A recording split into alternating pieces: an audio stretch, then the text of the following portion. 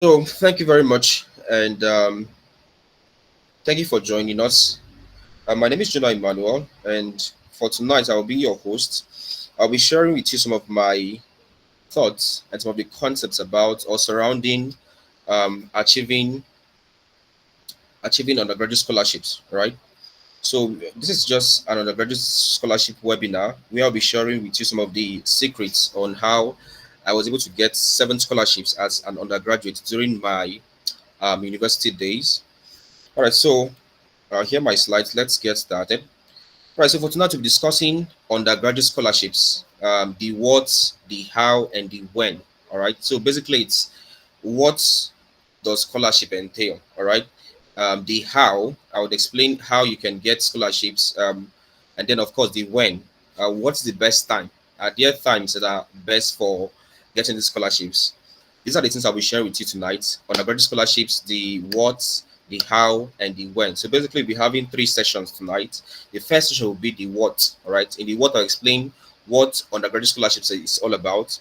In the how, I'll explain how you can apply for these scholarships and, of course, get them, and then when is best. All right. So first things first, let's look at this. Let's look at understanding scholarships. All right. So when we say scholarship, what do we mean exactly? So I gave this definition. I said, for a definition, I said a scholarship is simply a grant or payment that is made to support a student's education and is awarded on the basis of either academic or other achievements. All right. So simply, it's just a grant or a payment, usually in monetary terms. That's money, and it's made to support a student's education, and it's awarded based on 2 criteria. All right, it's either based on academic achievements or on other achievements.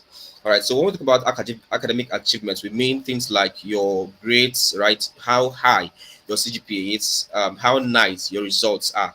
So that's academic achievements. Now, aside academic achievements, too, scholarships can also be awarded based on other things aside academic achievements. So, what other things can qualify somebody for a scholarship aside your academic achievement? So, aside your CGPA, aside your good results, what other means can somebody get scholarships? Now, one of them is coming from a particular locality, right? So, aside your good result, aside your good CGPA, you could still gain scholarship if you come from certain localities. Now, let me explain how this works. For most of the multinational companies that give scholarships, the likes of Shell, the likes of NNPC, the likes of Chevron, they have their companies, or their obvious, because they have their companies situated in some particular communities. And as one of the conditions for having these their companies in those communities, it is expected that they would give out scholarship slots or opportunities to indigents of that community. All right. So if for any instance you, or if by chance you're a member of a community where you have those kind of multinationals having their company in that locality, most likely you'll be awarded the scholarship for free, right? And this one is not based on your academic merit, also, just because you are a member of that community. So, aside from academic achievement, you can also get scholarships based on the locality or the community you come from. All right. So, what other achievements can grant you or can give you access to scholarships? Another one is belonging to a particular group, a particular ethnicity, or a particular course, right? I've seen scholarships that are awarded to only engineering students. I've seen scholarships that are awarded to only law students. I've seen scholarships that are awarded to only medical students. So if you're not in the medical field, you probably will not get it. And this one is not based on your academic achievement now, it's just based on your course. So your course too, the kind of course you're studying in school, can also affect your ability to get scholarships. All right. So note that scholarship is based on 2 things. Number one is academic achievements. Another thing has to do with your other achievements, like where you're from, your locality, or even your course of study. All right. So having said this, let's move on. Now, why exactly are we talking about scholarships? Why exactly does somebody need a scholarship? Right. Obviously, the most important one of them would be financial support, right? So everybody wants to get scholarship because of the monetary terms involved. But aside the money part, there are other things that are very important, or there are other important reasons why you should get scholarships. Now, the first reason from my slide here, the first reason why scholarships are important is for financial support. All right. So the first thing I give you is financial support to chase your dream course. All right. So with scholarship, you can easily chase your dream course because you have the monetary backing to pay for maybe handouts, to pay for school fees, to pay for materials, or whatever may be needed to pursue your course. All right. Of course, some courses are more expensive than others, and that's a fact because some courses has to do with a lot of practicals, and these practicals have to do with you paying some huge sum of money in order to conduct them, right? So with scholarship, you can actually gain financial support to chase your dream course. That's the first one. The second one is that scholarship eases the burden of acquiring a degree in today's society. Trust me, to achieve a degree in today's Nigeria or in today's society, it's not cheap, right? Gone are the days when people used to say government schools are for poor people, but that's no longer the case now. Now, government schools are paying in hundreds and thousands of naira, right? So it can actually be a burden if you don't have that financial strength to acquire that degree. So with scholarships, you can easily or scholarship eases the burden of acquiring such degree in today's society. So that's the second reason why scholarship are important. The third one that is here is that it sets you up for future opportunities. Now, most of the times when we talk about scholarship, people think scholarship is really only for just the money side, but no. Aside the money side too, there are other future opportunities that um, opens up as a result of these scholarships. Things like what?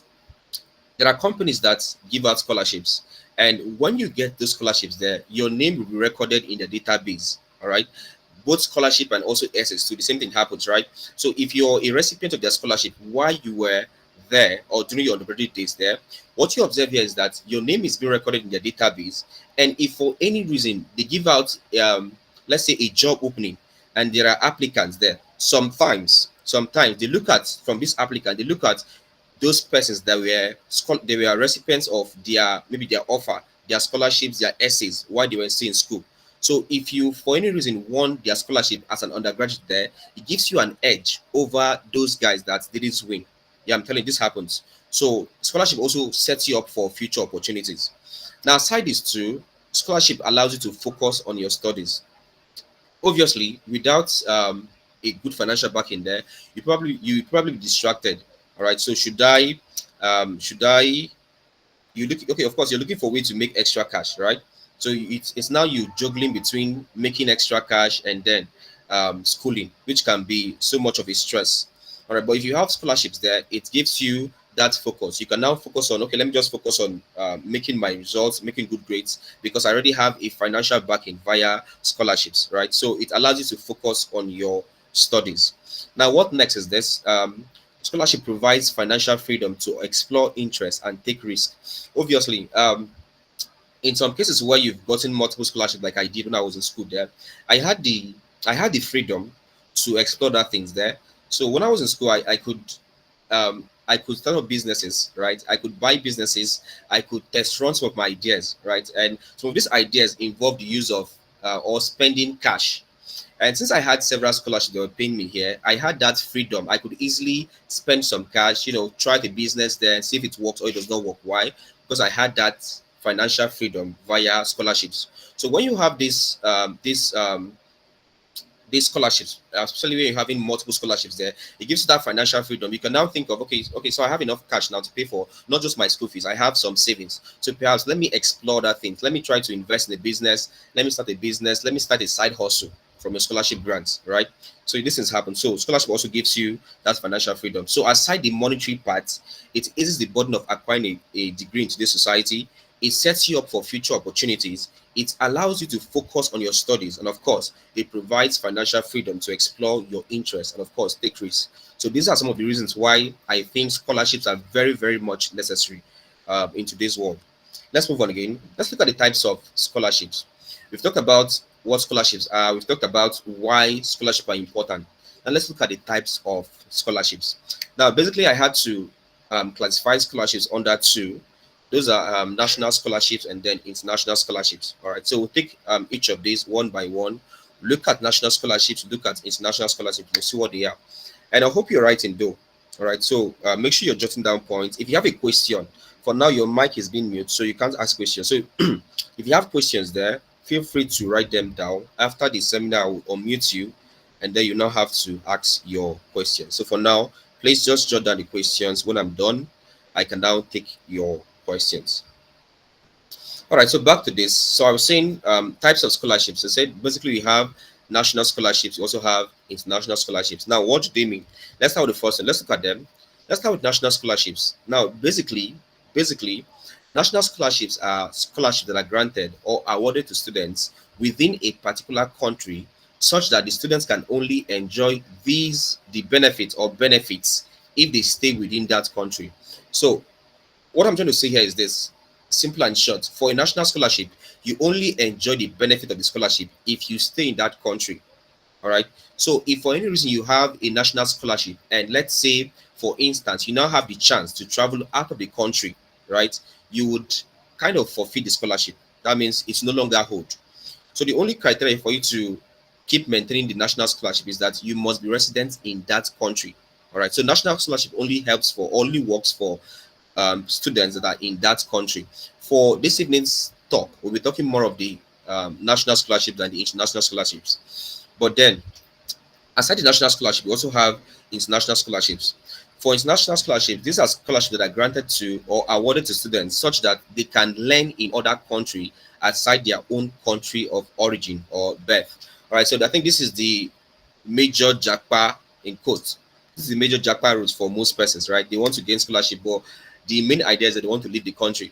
So this kind of scholarships where you get it, but then you have to leave the country, right? You're leaving your own country of birth or your own country of origin to go study in another country, right? This one of scholarships are called international scholarships, right?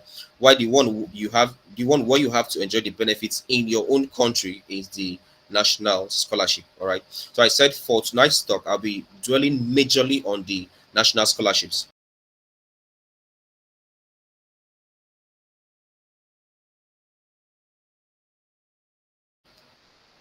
All right. So moving on. Before we look at other things there, let's look at some frequently asked questions. That's FAQ, right? By FAQ, you mean frequently asked questions about scholarships. Now, one of the questions I get a whole lot is, are scholarships real? Right? So people ask me, you always talk about the scholarships, this and that. Are they actually real? These scholarships, are they real? Um, yes, they're actually real. I remember the first time. I remember the first time when I had to apply for these scholarships. My scholarship experience. All right. So I remember what my scholarship experience was like at first. All right. Okay. Let me give you a brief idea of what it looked like, or what brought my attention to scholarships. I think that was in my second year. The then vice chancellor of the school of Rivers University, he said, okay, they brought up this new rule where you have no school fees, no exam, right? And then I remember that evening, I went to my mom and I said, Mom, I needed money for school fees that evening. And my mom became teary. The reason was because the money wasn't really available at that moment. And she was like, okay, you have a very wonderful first class result in your year one. Does it mean that they'll now deny you access to your exam just because there's no money? Right. So at that point, I knew that I couldn't wait for my parents to give me money. So I had to look for other sources. And I went online, I was making researches, and I was like, okay, so what other means can I make money as a student aside depending on my parents? And that's when I now saw scholarships there. When I saw the scholarship, I was like, scholarships. So I asked most of my senior colleagues, I said, do you know any idea about scholarships? Like these things. Do you have an idea of how scholarship works? Most of them told me that scholarships were not real. They were like, no, it's not true. It's just an online thing. It's not true. Like, I didn't actually know anybody. Like, I never knew one person that had this scholarship. So most people were like, it's not true. I had a lot of discouragement. People were like, it's not true. It's not true. Now, here's what I did. So I think I went to one of those sites that award scholarship. I think that was Agbami. Yes, that was Agbami, the Agbami Engineering and Medical Student Scholarship. So I went to the official site and I saw one of those years. They released the list of students that had gotten the scholarship that year. So it was just the names of the students, the school they attended, and their phone number. Right. When I saw the names, the school they attended, the phone number, I was like, okay, fine. So I have the number of this um supposed scholars, right? So what do I do? Do I call them? So it's I felt that calling them would be weird. Like, how do you call someone on phone and you're like, hello, my name is Jonah Emmanuel, and they're like, where did you get my contacts from? And you now say, I got your contacts from online. from one scholarship group. Like it didn't make sense. So what I did was simple. I collected their contact and I saved it in my phone. So I saved the contact as Agbami 1, Agbami 2. I think I saved up to like 12 contacts. So I had like Agbami 1, Agbami 2, Agbami 3, Agbami 4, up to Agbami 12. And one by one, I was messaging them on WhatsApp. So I was WhatsApping them. I sent them a WhatsApp game. I was like, "Hello, my name is this. Hello, my name is this. Please, I saw your name on a scholarship listing, and I heard you got scholarship. Is it true?" Some persons immediately see that message, they'll block me. So persons read the message, didn't reply, obviously for security reasons, which I understand. And I think I kept just trying this stuff up till Agbami number was it number 13, number 12. So the 12th guy now actually responded. So he was like, "Yeah, I could give you audience." So I was okay, fine. I was like, "Okay, so I heard you had a scholarship. I saw your name somewhere. Did you actually get the scholarship? Like, is it real?" Because most persons say it's not real, it's just a formality. Is it real? And they were like, "Yeah, it's real." It's the guy told me that it's real. And most persons actually said that for you to get a scholarship, you must be linked with maybe the director or one big man in the company. Is it true? Must you be connected to somebody in the apex position of this company for you to get scholarships? Like, can the son or the child of a common man actually apply for the scholarship and get them? So I was literally texting him on WhatsApp. So is it possible? The guy was like, "Yes, it's possible." So he said even him himself that he doesn't actually know anybody. Like he just went there, he wrote the exam and he passed. So that guy was like the person I owe all my scholarships to, right? If it was not for his own testimonial, probably I would have been discouraged, right? So yes, are scholarship real? Yes, yes, yes. They are very, very real. The second question I always get about scholarship is how much can one possibly earn for scholarships? How much do these people pay? For a The average scholarship pays about 100,000 naira, and the 100,000 naira is not once, right? When you get this first scholarship, it pays you 100,000 naira every year. So most of them are actually annually. So they pay you 100,000 naira every year until you graduate, depending on the number of scholarships you get. For me, that I had about seven. I was earning on an average, I was earning about 350, 450,000 naira annually from these scholarships during my days, from my second year to I graduated. So how much you earn is depending on the kind of scholarship. The likes of NNPC, the likes of Shell, the likes of Chevron, the likes of Oriental Energy, they pay 100,000 naira. MTN scholarship for level 300 students pays about 200,000 naira, I mean 250,000 naira, yes, every year until graduation. I think MTN is like 200 every year. MTN is about, yeah, is it okay? I think MTN is about yeah, 200,000 naira every year from your third level to you graduate. There's federal government scholarship. Federal government pays about 250,000 naira every year until graduation. I heard I heard that NLNG is like the highest paying. So the highest paying scholarship has to be like NLNG. Somebody told me that they pay them as much as 300,000 naira to 350,000 naira annually, according to them. Me, I didn't get NLNG, so I don't know. But I heard that's like the highest paying scholarships available. That's NLNG, right? Okay, so the next question I always receive is how does one receive a scholarship grant? How do you receive scholarship grant? Someone was asking me, do they come to school and pay your school fees? No, they don't actually come to school and pay your school fees. The thing is, when you actually get the scholarships, they pay the money directly to your bank account. That's how it works. So you don't have to supervise what you do with the money. So it's more like saying you can get the scholarship grants and use it for something else, right? They don't supervise what you do with the money. They don't pay to your school directly. No, they send it to your own account. So whether you choose to use it for a business or your school fees or just to flex with the money in quotes, it's left to you. So majorly they pay to your own bank account. That's how these grants are. That's how you actually receive these grants. Next one is how long does the scholarship grant last? The length of a scholarship grant is depending on the kind of scholarship you get. Some is annually until you graduate. Some is just for 1 year. So we'll pay for just 1 year. So we'll pay for just one time, right? Just a one-time scholarship. So it depends on the one you get. But on an average, for most multinational scholarship, it lasts for as long as you're in school. And of course, they calculate your number of years. So if you're in your second year, you're doing a 5-year course, they'll calculate up to your 5 years. Once it's your fifth year, automatically they are done with you. So if for any reason you now have an extra year, you will not get the scholarship or you not be paid again. No. So they'll pay you as long as it's in the contract, right? Maybe it's a one-time payment or annually until graduation. That's just for you. right? So the idea is this: how long a scholarship grant lasts it varies depending on the kind of scholarships you get. But for most of them, it's always annually. All right, so annually until graduation. Yeah, so that's basically it. Okay, so moving on, let's look at how scholarship works. Before this, let me go back and see if I'm being followed. Before I look at how scholarship works, let me unmute everybody to see if you're following. All right. So I think you can turn on your microphone, please. Are we following, please? Yes, Yes, sir. sir. Yes, sir. Yes, we are. Yes, sir. All right. Yes, All right. Yes, we are All right. following. Yes. All right. Okay. Okay. Yeah. Okay. Yeah. Okay. All right. So I'm turning off the microphone now. Okay. So I'm turning off the microphone here. So how long do this scholarship last? Excuse me. Let me come back online. Mm.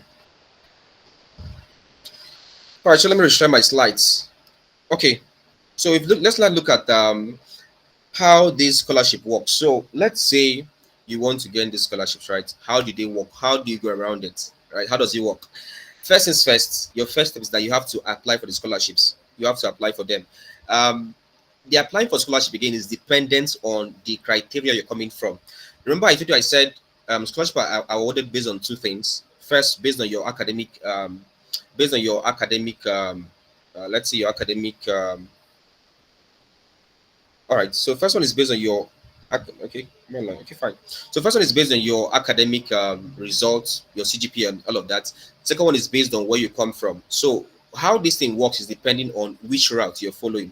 If it's based on your academic pursuit or your academic achievements, your results, your CGPA, your first step is that you have to apply for it. All right.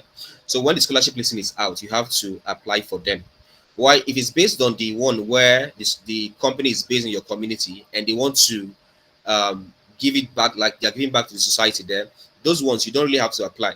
So I've seen scholars who gain scholarships not because like they don't apply, it's just a family thing. They just be like, okay, we want to award 5 families in this community scholarships, and the community ruler may just pick your family, just okay, we have this undergraduate in this family, just award them. So you automatically get the scholarship there. It's not because you apply for it, but just because you're from that community. All right. So in that case, that's for if you're from those communities. But on an average way, on the normal, you have to apply for the scholarship. That's the first thing. All right. So first of all, apply for the scholarship. Next up is that you sit for an exam. Now, applying for scholarship is like the first phase of it. You can apply for the scholarship and not be called for the exam. So usually when you apply for a scholarship, then they'll do a shortlisting. They will shortlist the candidates for the exam. The shortlisting is based on different criteria, which could be probably they will shortlist the highest CGPA. Obviously, those with the highest CGPA, they will shortlist them. Those with high jam score. Now, as well as this sound, jam score is also very important. So sometimes they use jam score. There are scholarships where they say if you don't get up to 200 in your jam, you should not apply. So yes, they exist. So you have to sit for an exam, of course. So if you get, let's just assume you get shortlisted, right? So you've applied for the scholarship and now you get shortlisted. What next? You have to sit for an exam. All right. The scholarship exams are very tricky. The first scholarship exam I went for, I failed woefully. Like I must confess, right? Forget the fact that I got 7. The first one I sat for, I failed woefully. Like you know that point where you fail an exam and you yourself you know you failed. Yes, that was my own experience. Like I failed, and I knew very well that I had already failed, right? The idea was okay. I'll explain this much more as we proceed there, but just have in mind that you sit for an exam. What is the exam like?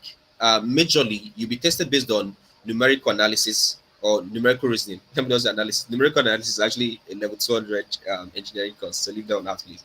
So for scholarships, you'll be tested based on numerical reasoning, based on verbal reasoning. In some cases, you'll be tested based on logic. So you have to learn a bit of logic and puzzles. Logic is basically they'll give you a shape and they'll say, if I rotate the shape 3 times to my left and 2 times to my right, what would it look like? So it's a weird question, but I think it's logical. So they call this one logic. So there are logic questions, there are numerical reasoning, there are verbal reasoning, there are also current affairs. So in scholarship, they also test you based on current affairs, right? Who is the current vice president of Nigeria? Who is depending on the company. Some company will ask you questions based on their own company, right? So if let's say a company like Oriental Energy, they'll now say who is the managing director of Oriental Energy, right? They exist, but majorly for most scholarship exams, expect numerical reasoning and verbal reasoning. Now, mind you, numerical reasoning it's like maths, but it's not maths. It's logical maths. That's how it is, right? Verbal reasoning is like English, but it's logical English. So it's like an English pro kind of, right? And one of the things I've experienced over the years is that for most persons applying for scholarship and getting this scholarship there, especially in the okay in courses like medical students, law students that apply for this scholarship there, most persons that run to medicine and do arts, let's be frank, they do arts or they do medicine because they don't like mathematics. That's a fact. I'm not saying everybody, but I'm saying for some persons, if not for most persons that run to these art courses and these medical courses, they will tell you that they are doing those courses because they don't like maths. And the funny thing now is that you're going to sit for a scholarship here, and you've not done maths for like let's say level 200 law students. You've not done maths for like 2 years, and you're going to sit for a scholarship where people in engineering, like people that literally breathe out mathematics, are going to write the exam, and they're judging both of you on the same numerical reasoning. So what are your chances? All right. So the second thing there is that you have to sit for an exam. Yeah. And the exam majorly will be on numerical analysis, that numerical reasoning, that's mathematics kind of, and then verbal reasoning, that's like English. So that's the second thing there. Okay, so let's say you apply